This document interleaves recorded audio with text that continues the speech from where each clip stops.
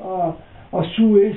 e via da piazza e non pareva a sentire campane nostre, te dico mattina, dice, sì, no. E diceva che era sti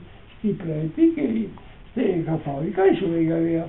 e cosa accesa e lo arriviamo a piaceva perché avevamo fame e dicevamo ora qui sta bene perché stava bene cosa in Egitto e lo aspettavamo cosa e aveva caricato solo un'era e ho fatto 27 giorni per andare a Durban in Sudafrica e c'è quasi 9.000 chilometri, 27 giorni. C'era una nave da carico, faceva 3 nodi avanti e un nodo di Dio, con tutti i pantegani, con tutta sta muffa, con tutta sta roba che portava materiale bellico. Ma era la passeggera invece, la carretta, perché veniva dall'Africa, da Sudafrica, dall'India e dall'Australia a portare i rinforzi in Libia, in Coso, in Egitto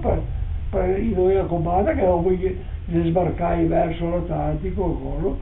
e truppe americane che dopo ciappavano tutta la Libia